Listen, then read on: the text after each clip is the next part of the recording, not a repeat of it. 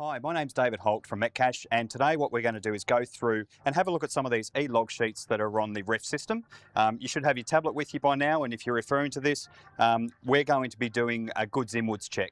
So goods inwards is your first opportunity to make sure that any product that's coming into your store to be sold to your customers is received at the right temperature and that it is safe for you to sell and safe for your customers to buy. So really, this is the most important check that you can do in your store. If you don't do this, if you're not doing this now, then I suggest you start doing this. So we're going to look at this and we're going to go through and do the goods inwards check. I'm going to choose that on my Refss tablet. And we've just had a delivery of Steggles chicken, so we're going to go through and do our checks on the Steggles chicken. The first question that it asks us here is our name. So what we want to do is just choose your name. Mine's in the system in the drop-down list, but if yours isn't, then just choose the other, as I've said before, and make sure that you type in your name. The next question it asks is, what's your supplier? So the supplier here is going to be Steggles Chicken. So you type in Steggles Chicken, or if it's already in the drop-down list because you've already added them to your suppliers list, then you can just choose Steggles Chicken from the drop-down. One thing that we need to mention is that in these log sheets, wherever you see a red asterisk, is where you need to put something into that field. If you don't put something into the field, then you're not going to be able to submit that log sheet, and so therefore you have to go back and fix it up. So wherever the red asterisk is, make sure that there is something in there. So we've put in Steggles Chicken here. There's also an option in here to put in your transport company. That's really important if it's not Steggles that are delivering your product. It could be a different transport company that they've contracted out. Really important for traceability if there is a problem with your temperatures of your product. For this one, it was delivered by Steggles, so I'm not going to put anything in the transport company field because there's no red asterisk, so I don't have to. The next step in this process is to choose what it is that you're receiving. Now there's some very specific product types. It doesn't list specifically chicken or specifically small goods or produce or anything like that. Basically what it does is it breaks it down into what product type you're receiving. The selections are chilled food, frozen foods, dry goods, mushrooms, pre-packed salads or sprouts, and eggs. Because those are the type of things that need to have temperature control. They need to either be below 5 degrees or below minus 12 degrees for frozen, or they need to be below 18 degrees for eggs. Those are the rules that are set in the system. Right here now, we're doing chilled foods. So I'm going to choose chilled foods. Once you've done that, it's going to populate what the other fields are that you need to complete for things that require temperature control. The next question says date codes. If it's a directs only, what's the date code on that on the products that you're receiving? Because you want to make sure that they've got enough date on them when you're receiving them to then sell to your customer over a couple of days. And no good receiving something that's used by today if you can't sell that in one day.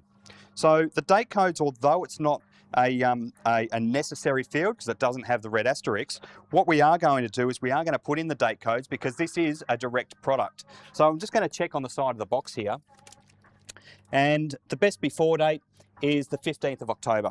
So I'm just going to put in here 15th of October, so 15 10 2019. And I'm happy because it's the 10th of October today, so I'm happy that we can sell that product. We've got 5 days to move 2 boxes, and I'm pretty satisfied that that's going to happen. So then we go through and we do a visual check. The visual check is what we're doing to check the vehicle and what we're doing to check the product. So there's always a hint, all right? There's always something there that gives you an indication about what this question is intending to do. So this one here, the hint says that you want to confirm that if there were any chemicals on that truck, if there were any chemicals on the delivery, that they were segregated and not leaking. The truck and or the trolley that you received the product on was clean and had no odours, and that there was no damages or infested goods. Those 3 things are specifically in the Food Standards Code for you when you're receiving or transporting product. So you need to verify that all of those have passed your checks. So here I'm going to say that I accept that.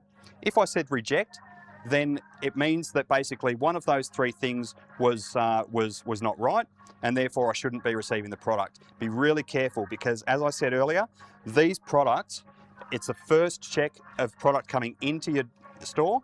to sell safe food to your customers. So be really honest and be really specific on these questions.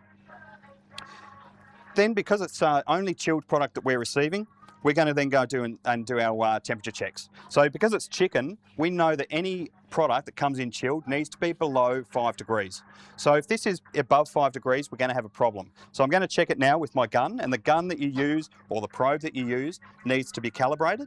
It needs to be within plus or minus 1 degree of 0. Okay, so you need to have that verified before you go and do these checks. I'm just going to do my temperature checks now, and it's always a check of the product. That's why I've opened the bag. If I was to do a temperature check outside the bag, then I'm going to get an incorrect reading, because what happens with these IR guns, infrared guns, is you get reflection off the packaging. You don't want that. You want the temperature of the actual product. So if the product is in a box that's closed, open up that box and take a temperature inside. That's what I've done here. I've unwrapped it, and I'm just going to take a temperature. And I can see here that that's at 4.4 degrees. So that's below 5 degrees, so I'm happy. I'm happy that the truck was clean, it had no odours, there was no chemicals, it was segregated, and that there was no damaged or infested goods. So I'm going to type in here 4.4 degrees. And then I'm going to sign off that log sheet, because this is all I've got to receive. And I've done that, I've checked all the requirements, I've signed it off, and then I submit. Once you've done that, you've completed your log sheet. One of the things that you can do, if you're receiving a delivery that has multiple different products on it, it might have chilled food, and it also might have frozen food, or it might have produce that has salad mixes or sprouts. Those things you can do at the same time. It's a multiple choice. You can choose all of those 3 different product types and do 3 different temperature checks and record those temperature checks in the system and sign off that form. But what if it wasn't at 4.6 degrees? What if it was above 5 degrees? Well, the system is intelligent enough to be able to show you that you've got a problem. So even if you were to put in 5.1 degrees, which I'm doing now, that 5.1 degrees tells me that, well, you've got a problem. It's above 5 degrees. Based on this device, you can't receive that product. You need to do some further testing to make sure that that product is actually safe for you to receive. So what I would do is I'd grab a probe and I'd put the probe into the product, and I'd make sure that the probe check or the core temperature of that product is below 5 degrees. Given that I've put in, we already know that this is below 5 degrees, I'm not going to destroy the product, because as soon as you put a probe into it, that means that that product you have to dispose of. So I'm not going to do that here. But given that it's above 5 degrees, you can't make a decision with your infrared thermometer yourself. So you grab your probe, you do your probe check. If it's still above 5 degrees, then we put in 5.1 degrees, because we've already verified it. The system tells you that you need to reject that product. Don't receive it. Don't override it, because that means that there's a problem with the product. You're then taking the responsibility, and you could be putting your customer at risk. Another point to remember is that if you've done the probe check and it still comes in at 5.1 degrees or higher, then it's not necessarily your customers that you're putting at risk. It could be a product that isn't noted as potentially hazardous.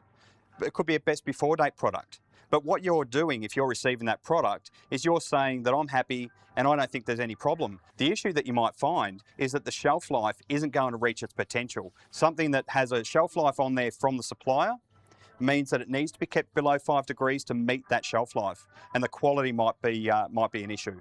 So don't override the system. Those rules are in place for a reason, and we need to follow them to keep you safe, to keep your business safe, and to keep your customers safe.